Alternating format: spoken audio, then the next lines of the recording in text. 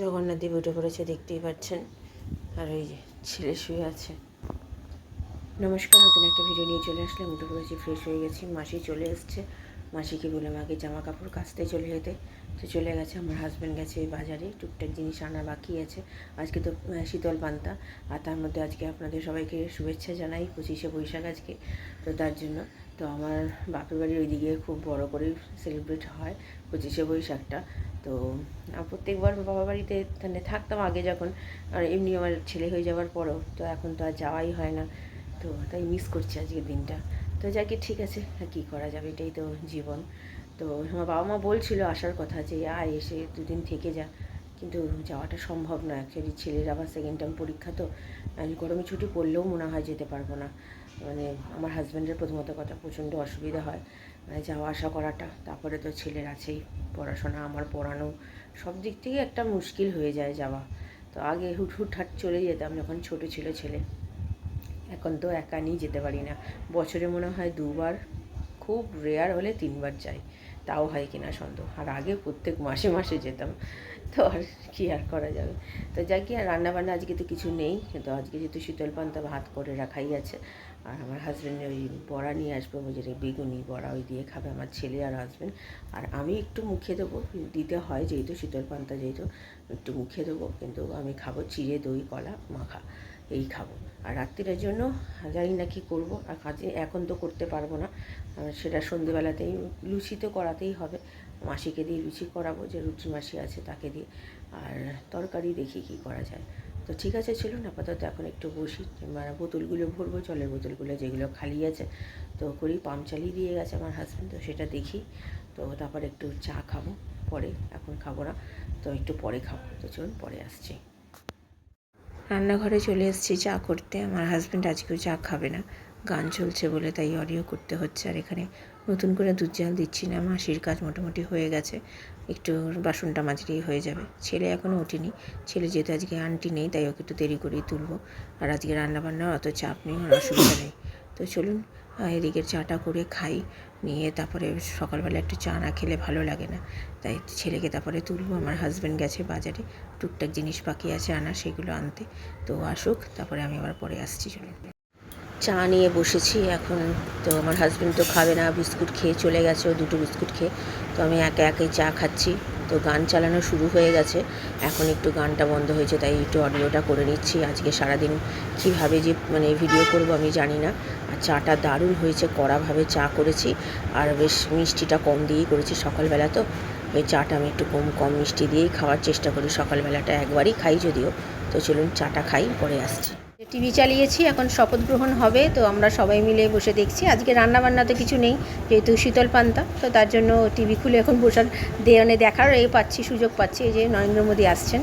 তো আমার হাজব্যান্ডের স্নান হয়ে গেছে, এখন পুজো করতে বসবে। আমার ছেলে উঠে গেছে, দেরি করে উঠেছে যেহেতু আন্টি নেই, তো রান্নাবান্না নেই বলে ওকে দেরি করেও তুলেছি, আর ওকে দুধও দিয়ে দিয়েছি। তো চলুন এখন দেখি বসে বসে, এখন তো কোনো কাজ নেই যেহেতু, তো টুকটাক কাজ আছে সেগুলো পরে করব। যখন খাবে ওরা, আমার হাজব্যান্ড ছেলে, তখন ওদেরকে মেখে রেখে দেবো। আর আমি তো চিড়ে খাবো আগেই বলেছি। তো চলুন এইগুলো দেখতে থাকি, ততক্ষণ দেখতে বেশ ভালোই লাগছে। তো চলুন আমি আবার পরে আসছি। কথা বলছে আমার বাবা মার সাথে। আমার হাজব্যান্ড তো পান্তা ভাত খেয়ে বেরিয়ে গেছে, আমারও স্নান হয়ে গেছে, ছেলে স্নানও হয়ে গেছে। এবার খেতে দেবো, ওটা মেখে দেবো পান্তা ভাত, আর আমার চিড়েটা মাখবো। এখন 2টো বেজে গেছে, তাই আমার বাবা মা বলছে তাড়াতাড়ি করে খেয়ে নিতে। আরে খাবো কি, ছেলের কথা শুনে না, স্নান করা নিয়ে। আজকে যেহেতু আন্টি আসেনি, সকালবেলা স্নান করেনি, ব্যাস বদমাশি শুরু করে দিয়েছে, তাই আজকে আমার কাছে বকা খেয়েছে। কালকেও খেয়েছে বকা, আজকেও খেয়েছে বকা। তো যাক গিয়ে চলুন এগুলো করেছিলাম ওটা। তো চলুন করে নিই। আমাদের এখানে পুজো হচ্ছে, যেহেতু শীতলা মায়ের পুজো, তো তাই একটু আওয়াজ হচ্ছে, তো একটু ইগনোর করবেন, আর কিছু করার নেই। আজকে তো একটু, তাও তো সকাল থেকে যে গান অত চালাইনি, অল্প একটু চালিয়েছিল, তারপর বন্ধ করে দিয়েছে, যেহেতু পুজো হচ্ছে। মনে হচ্ছে আজকে বিকেল থেকে, আর না হয় কালকে সারাদিনটা চালাবে। তো চলুন পরে আসছি আমি। দুপুরের খাবার বাড়তে চলে আসলাম। পান্তা ভাত, জানেন আজকে তো শীতলা পুজো আমাদের পাড়ায়, তার জন্য শীতল পান্তা। তো পান্তা ভাত বাড়তে চলে আসলাম। এখানে নুন, কাঁচা তেল, আর চপ এনেছে, আলুর চপ আর বেগুনি, তো সেটাকেই ভালো করে মেখে দেবো। তো আমি তো ভেবেছিলাম চিড়ে খাবো, দই চিড়ে কলা দিয়ে মেখে খাবো, কিন্তু তো ছেলেকে মেখে দেওয়ার পরে পান্তা ভাতটা খেলাম আমি দুগাল, খেয়ে এত ভালো লেগেছে। কাঁচা লঙ্কা দিয়ে ভালো করে মেখেছিলাম, মানে ঝাল ঝাল করে, নুনটা সব রকম যেমন হয়। তো সে খেয়ে এত ভালো লেগেছে, আমি আর নিজেকে সামলাতে পারলাম না। তো ভাবলাম না, আমি আজকে পান্তা ভাতই খাবো। আমি কিন্তু খুব একটা পছন্দ করি না পান্তা ভাত খেতে, তবুও আজকে খেয়ে এত জানি না মায়ের মানে কোনো মানে পুজো বলে এরকম ভালো লাগলো কিনা জানি না। আমার এমনি সময় আমি কোনো দিনই খাই না পান্তা ভাত, আমার হাজব্যান্ড খায়, ছেলে খায়, আমি খাই না, কিন্তু আজকে আমি তৃপ্তি করে খেয়েছি, বিশ্বাস করুন। তো যাই হোক, এখানে খাওয়ার পরে যেহেতু দই এনেছে, দইটা কী হবে, তো ছেলেকেও বললাম কেমন হয়েছে, ছেলেও বললো খুব ভালো হয়েছে। আমি আমারটাই যে মেখে নিলাম, তো দই আর কলা একটু খেলাম, কলা আগে খেয়ে নিলাম, নিয়ে তারপরে দই খেলাম। আমার টক দই খেতে খুব ভালো লাগে। ছেলে একটুখানি টিভি দেখছে, পড়তে বসবে একটু পরে। তো সকাল থেকে তো পড়তে বসেনি, কারণ কি আন্টি নেই যেহেতু, সেই জন্য। তো এখন মানে 3টে বাজতেই চললো, তাড়াতাড়ি মোটামুটি খাওয়া হয়ে গেছে আমাদের। তো এখন এই যে কলা আর দইটা খাচ্ছি।